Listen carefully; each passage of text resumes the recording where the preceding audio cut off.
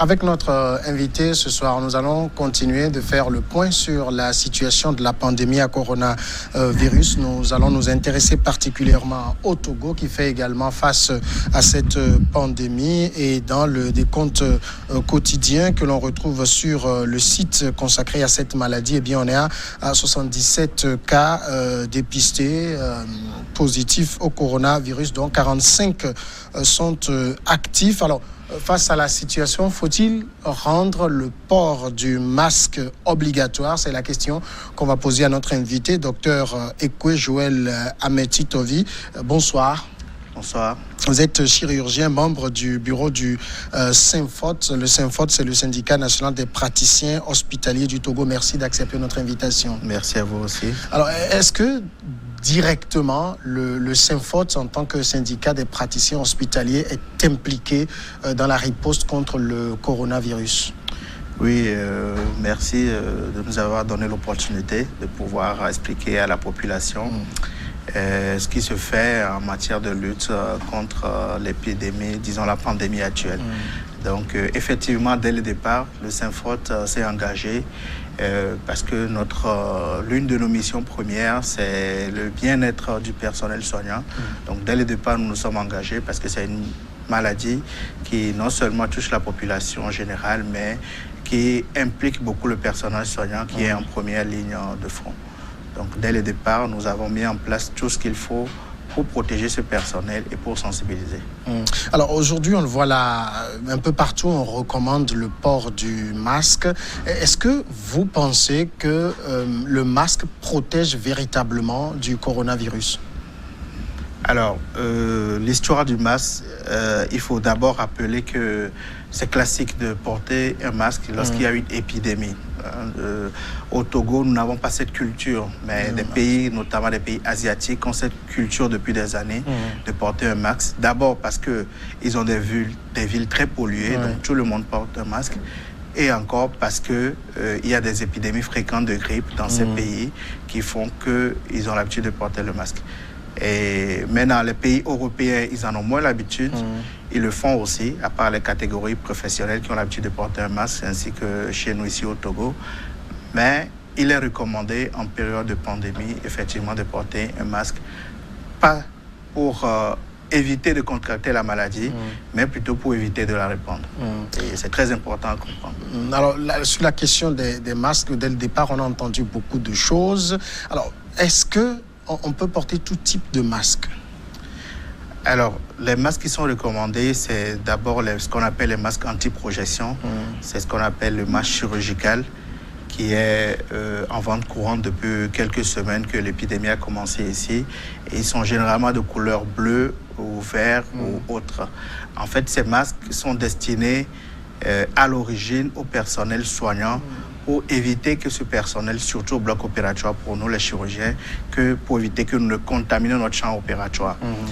Donc, à part ce type de masque, il y a d'autres types de masques professionnels qui sont des masques qui protègent le personnel soignant en période d'épidémie pour éviter que ce personnel soignant ne soit contaminé par des patients qu'ils ont en charge.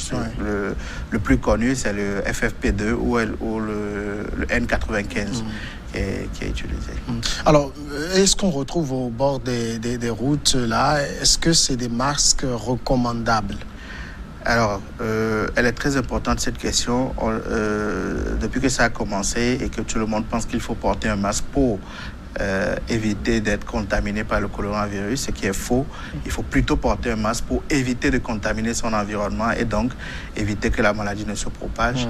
Dans la rue, moi j'en ai vu plusieurs, tout type de masques. D'abord, ceux que j'ai décrits tout à l'heure, le masque chirurgical. Il y a une forme, disons, je dirais, falsifiée qui est vendue au bord de la route. Parce qu'il ne contient pas tous les filtres que doit avoir un masque chirurgical.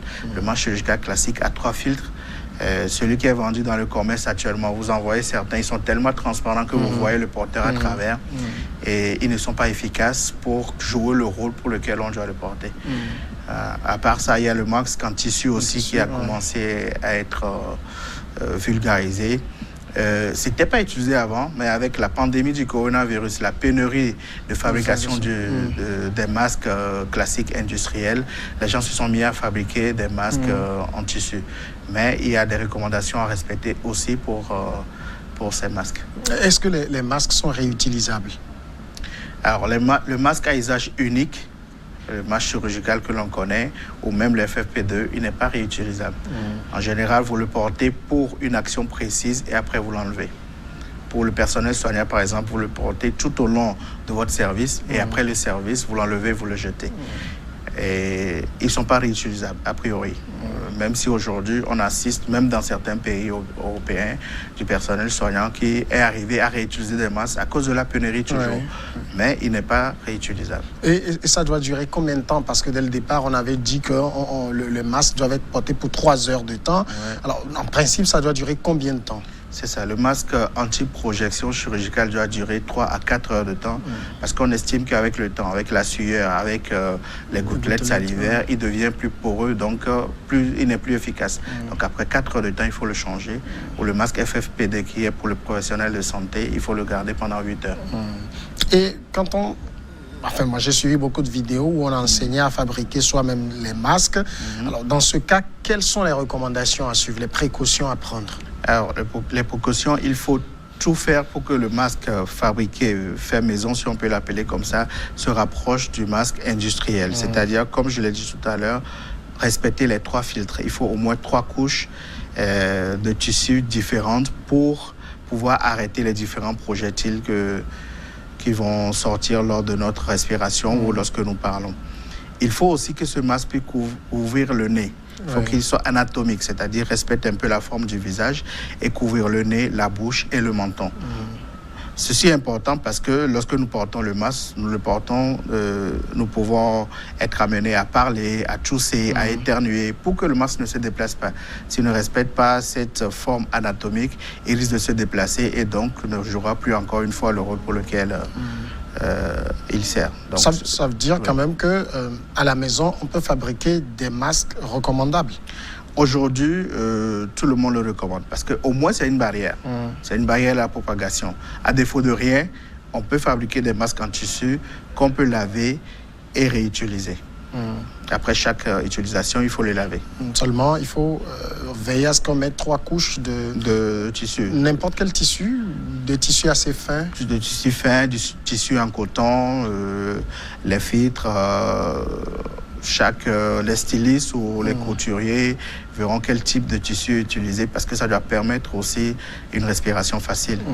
Est-ce qu'en tant que chirurgien, vous pensez qu'il est important de rendre obligatoire le port des masques au Togo dans le contexte actuel? Je vous dirais plutôt en tant que membre du SINFOT, le SINFOT a réfléchi sur la question parce que le SINFOT a un comité scientifique pour réfléchir sur tout ce qui tourne autour de cette pandémie.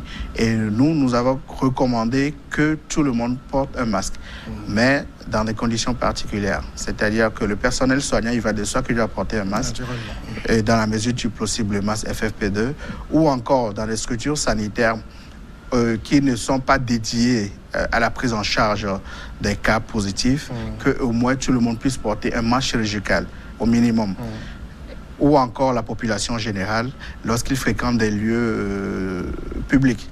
C'est-à-dire quelqu'un qui vient à l'hôpital pour une autre raison, il doit porter un masque. Quelqu'un qui va dans un supermarché, il doit porter un masque ou dans un marché. Tout ça là pour éviter que l'on ne se contamine entre nous. Donc, nous recommandons aujourd'hui à tout le monde de porter un masque, quel qu'il soit. Alors, en dehors du masque, il y a les gestes barrières qui doivent être respectés. C'est très important à préciser parce que dans les recommandations de l'OMS, au départ, ne recommande pas le port de masque pour la population générale en période d'épidémie. Tout simplement pour ne pas donner une fausse impression que le port de masque seul suffit pour se protéger contre la maladie. C'est l'ensemble des mesures barrières qui permettent de lutter contre la pandémie. Il faut respecter toutes les mesures barrières. Même le port de masque a des conditions qu'il faut respecter. Déjà, avant de porter le masque, il faut se laver les mains. Après l'avoir porté, il faut se laver les mains. Quand vous l'enlevez entre deux trucs, il faut toujours se laver les mains. Il faut savoir où le poser pour qu'il ne soit pas contaminé avant que vous ne le posez. Donc, pour éviter toutes ces erreurs-là au sein de la population générale et créer l'effet inverse de ce qu'on veut obtenir en demandant à tout le monde de porter le masque. C'est un peu pour ça que l'OMS ou d'autres pays étaient un peu hésitants à le faire, en dehors du fait qu'il y avait une pénurie de masques aussi. Oui. Cette pénurie, elle dure toujours dans notre pays, par exemple? On estime que la pénurie tend à se résoudre parce que les plus grandes usines de fabrication sont en Chine. Au départ, au cours des mois de décembre et janvier, février, la Chine était un peu bloquée au niveau production de façon générale. Et maintenant que la Chine est en train de reprendre la production, on estime que on peut régler le problème de la pénurie. Mais attention aux masques qui peuvent être de fabrication industrielle, mais ne pas respecter le norme aussi. Et surtout dans cette période de pandémie où tout le monde est stressé, tout le monde se précipite. Mais quand on regarde aujourd'hui, un peu dans notre pays, on voit de plus en plus de personnes qui portent des masques, même si on n'est pas trop sûr qu'ils respectent les normes qu'il faut. Est-ce que vous n'avez pas l'impression que ça donne un faux sentiment de sécurité aux gens? Tout à fait, tout à fait. Il faut le répéter, il ne faut pas cesser de le répéter. Le port de masque seul ne suffit pas pour empêcher la propagation du virus. C'est l'ensemble de toutes les mesures barrières qui vont empêcher que le virus ne se propage. Et encore une fois, le port du masque par la population générale n'a pas pour objectif d'empêcher la contamination de l'individu qui porte le masque, mais plutôt que l'individu, au cas où il serait infecté, qui ne le sait pas, qui ne contamine les personnes qui sont autour de lui. C'est surtout pour ça. Il ne faut pas que les gens pensent l'inverse et se disent qu'ils sont protégés en portant un masque. Mais donc, dans ce cas, dans un contexte où tout le monde est potentiellement porteur, il vaut mieux le porter. Il vaut mieux le porter, effectivement. Il vaut mieux porter le masque, comme ça chacun garde ses fluides, ses particules et ne contamine pas les autres. Alors ça veut dire que ce virus-là, ce n'est que par le nez et la bouche qu'il peut entrer dans le corps, c'est ça? Oui, tout à fait. C'est par la bouche, c'est par le nez, c'est par les muqueuses de l'œil aussi. Donc c'est tout ce que nous envoyons comme particules en respirant et en parlant qui contient le virus, ou encore en toussant ou en éternuant.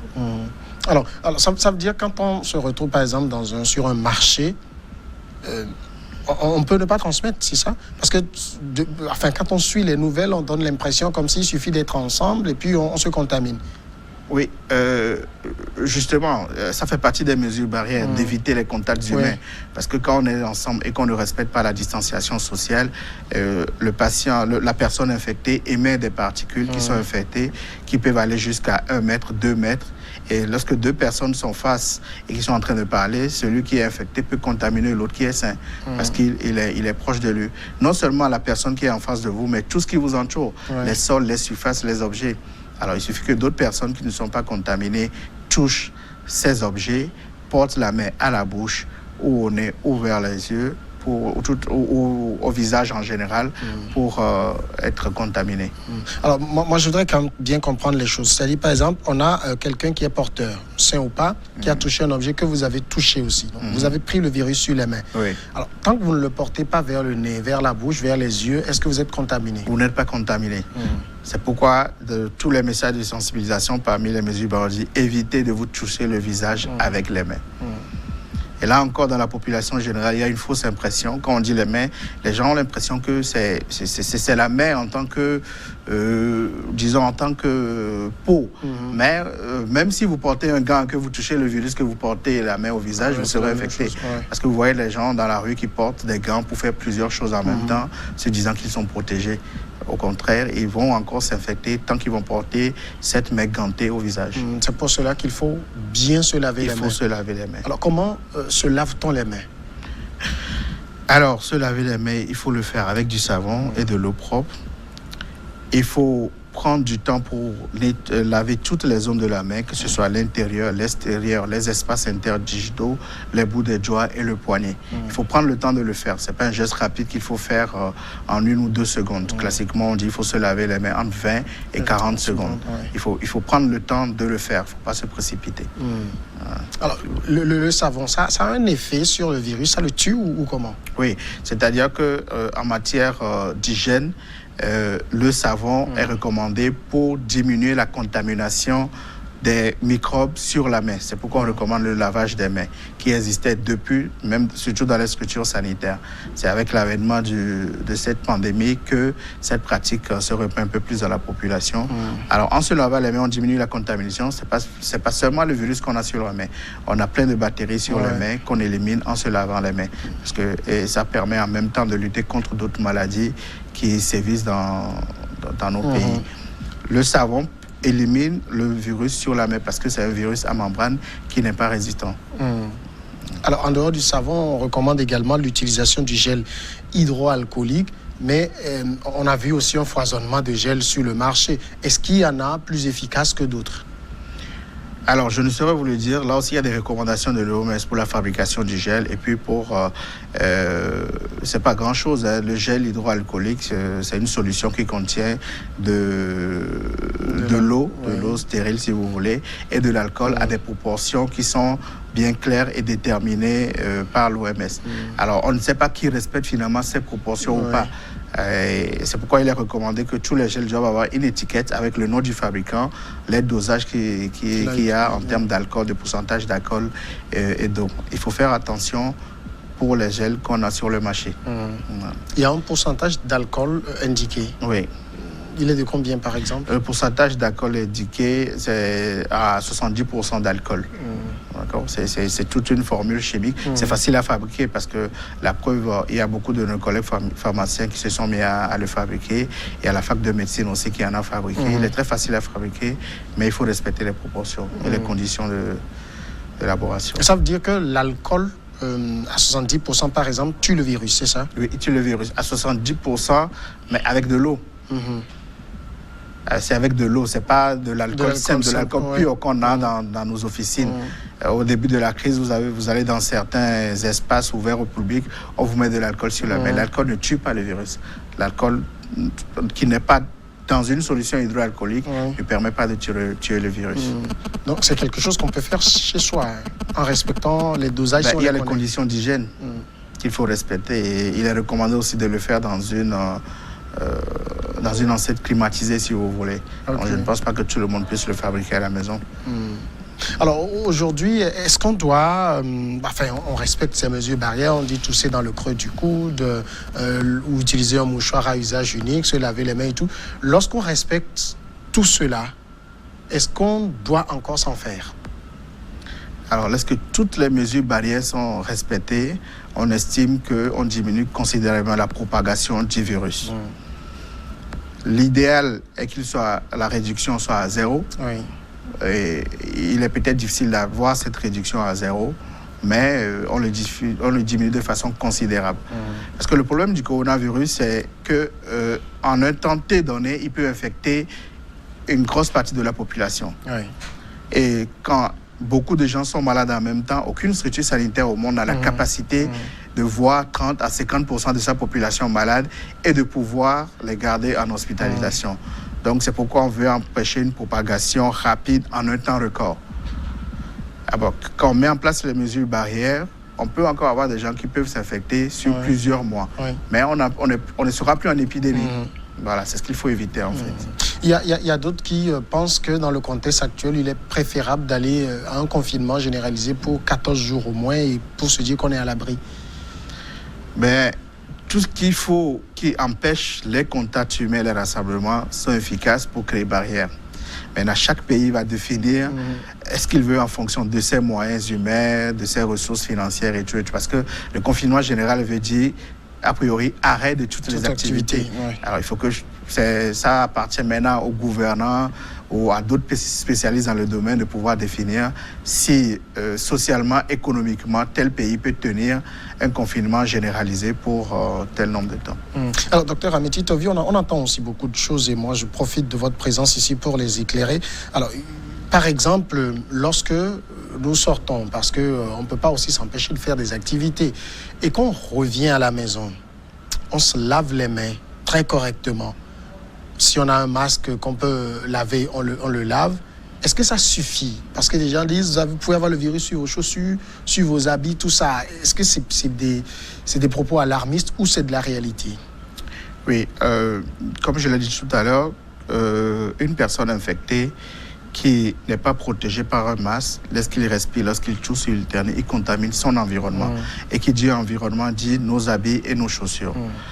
Donc, quand vous rentrez chez vous à la maison, après avoir, je ne sais pas moi, une maman qui est allée au marché, par exemple, ce qui est recommandé aujourd'hui, toujours pour diminuer la propagation, c'est que tout ce qu'elle a porté puisse rester en dehors de son local, en fonction de l'architecture de la maison de chaque personne, soit enlevé en dehors, bien laver les mains, et des fois même se laver complètement, aller à la douche avant de pouvoir faire toute autre chose dans la maison.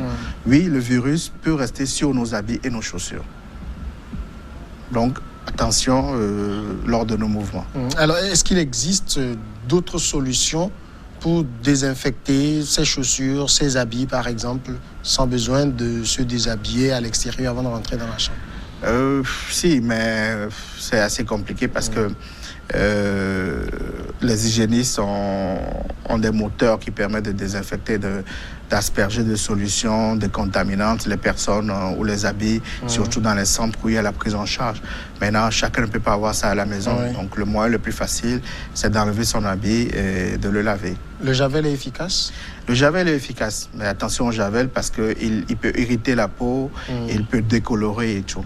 Il y a la solution de Dettol aussi. Il y a du Dettol qu'il y a dans nos officines. Sur la boîte de Dettol, vous avez la formule pour le préparer, pour que ce soit un antiseptique. Il y a des gens qui peuvent l'acheter et décontaminer les objets, leurs habits ou leur surface à la maison. Donc ça veut dire, si je mets du Dettol dans l'eau, j'enlève les habits, je trempe dans la solution, vous avez fait décontamination. Je suis protégé. Vous, en tant que praticien hospitalier, quand vous regardez la situation aujourd'hui, est-ce que vous êtes optimiste? Vous voyez le bout du tunnel pour bientôt? Oui, on peut se permettre d'être optimiste, d'autant plus qu'on a eu 2 jours, par exemple, où on n'avait pas de cas négatifs. Aujourd'hui, on en a un. On peut se dire qu'on est en train d'avoir un plateau, une stabilisation de l'épidémie. Je pense que au Togo, sans donner de faux espoirs et sans laisser les gens aller à la non-application des mesures barrières, je dirais plutôt qu'il faut continuer à sensibiliser pour l'application des mesures barrières. On peut se dire qu'on n'arrivera peut-être pas à la crise que connaissent aujourd'hui des pays européens comme l'Italie, la France et l'Espagne. Mais il faut rester très vigilant. Il faut rester très vigilant, surtout dans l'application des mesures barrières. Docteur Eko Joël Ameti-Tovi, merci d'être passé dans cette émission. Merci. Vous êtes chirurgien, membre du bureau du syndicat national des praticiens hospitaliers du Togo. On va marquer maintenant une pause de quelques minutes, le temps de passer à regard croisé après le journal.